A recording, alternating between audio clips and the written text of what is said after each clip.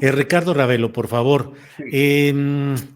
¿hasta dónde debe llegar este tema? ¿Qué es lo que se tiene que cambiar? ¿Estamos a tiempo o finalmente esta es la política que se decidió en términos migratorios? Mira, Yo he escrito en la columna Astillero que a mí me parece que hay una rendición migratoria de México ante imposiciones de Estados Unidos. ¿Qué opinas, en Ricardo? principio sí, y yo creo que mientras esa política no sufra una modificación, será muy complicado que podamos tener una política distinta para el manejo del tema migratorio. Hace un momento Víctor refería a algo que me llamó la atención, que sería lo ideal, cambiar la política migratoria. Pero cuando vemos toda la estructura, las estructuras que están implicadas en el tráfico humano, y analizamos que hay redes de agentes, policías de los estados que prácticamente abandonaron ya su tarea de dar seguridad por meterse al negocio del tráfico humano, que al mismo tiempo conviven con por lo menos 6 de los 15 cárteles que operan en el país y que tienen como uno de sus portafolios más bollantes el tráfico de migrantes.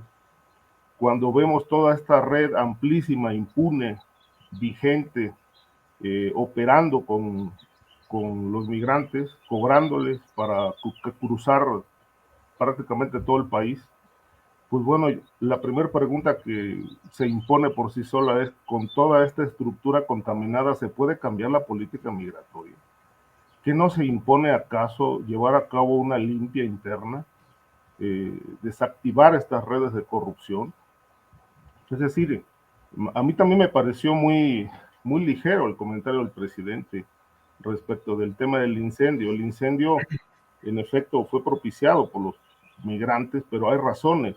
Es decir, fue una protesta porque estaban recibiendo malos tratos, había extorsión, como bien dice Guadalupe, y también no tenían de comer, estaban desesperados. Y como no les hacían caso, pues a ellos se les ocurrió iniciar una protesta de esta manera que pues terminó con esta tragedia.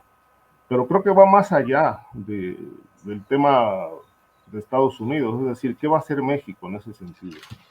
Con este Instituto Nacional de Migración, ¿es posible tener un cambio de política migratoria? Yo creo que no, porque ahí está la delincuencia organizada, está en las policías y está en el Instituto Nacional de Migración.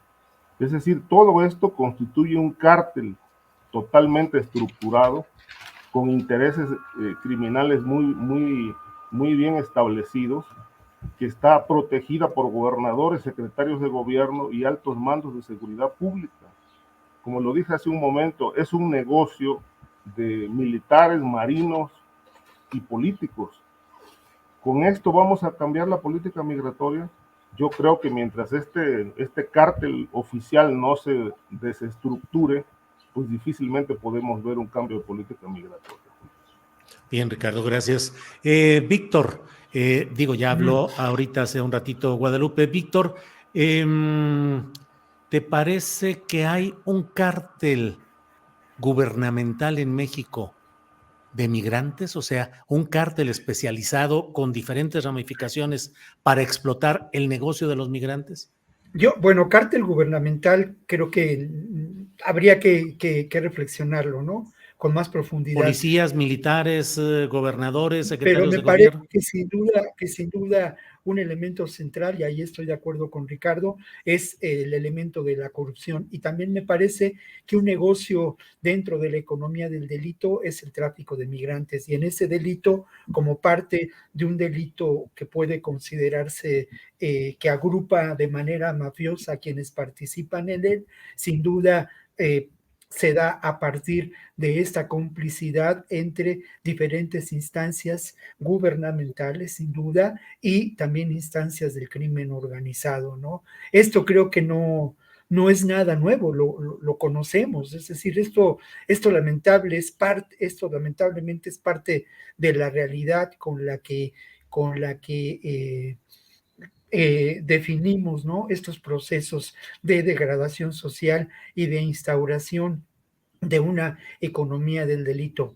Pero creo que más allá de ello, si la política en términos de la comprensión de la realidad migratoria, de las dinámicas migratorias, no puede limitarse a una cuestión estrictamente policíaca, ¿no? O sea, no creo que eso sea la alternativa ni la solución. Al final de cuentas, lo que hemos visto es también parte del resultado de la militarización de las fronteras y de entender el problema de la seguridad no como un problema que tiene un elemento sustancialmente humano y que está vinculado a derechos, sino como un elemento de restricción, de prohibición.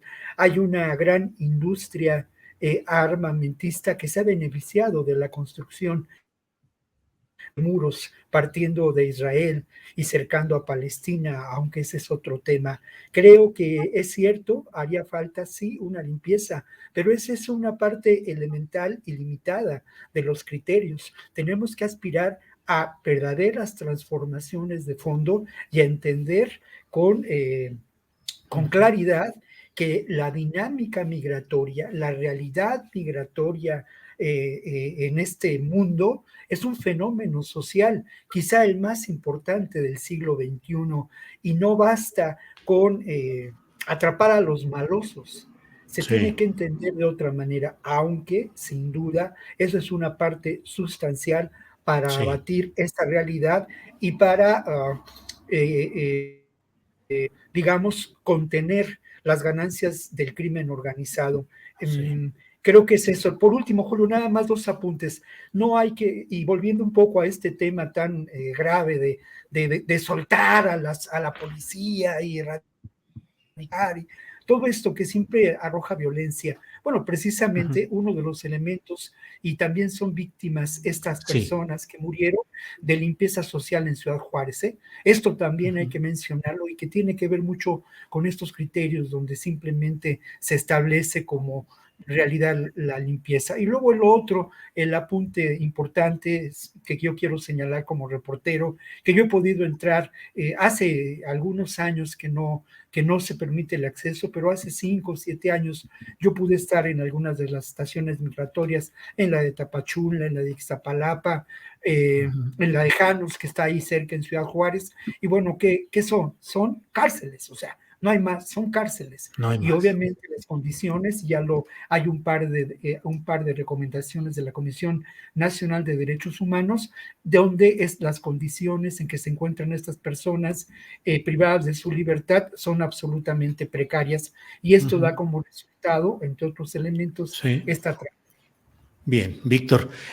Guadalupe, hasta ahora lo que se está informando, habrá una conferencia de prensa más tarde con la secretaria Rosa Isela Rodríguez de Protección y Seguridad Ciudadana, pero hasta ahora se ha centrado en ciertos personajes de migración, policías federales, policías estatales y un migrante.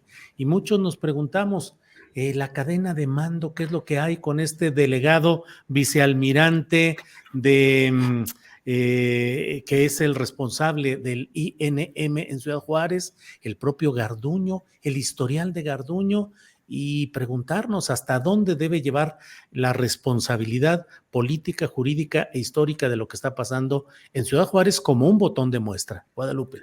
En Ciudad Juárez como un botón de muestra. Ya hemos hablado de otros casos, hemos cuestionado la cadena de mando, hemos cuestionado el papel de la Fiscalía General de la República. Y no solamente estamos hablando de un caso aislado, estamos hablando de la Procuración de Justicia en el país, donde igual todos se echan entre unos y otros la bolita. Uno quiere decir, no, pues es que no se puede hacer nada porque el sistema judicial está podrido. Pero ¿qué pasa con las investigaciones judiciales? El tema de Ayotzinapa es muy, muy, muy desafortunado, ¿no?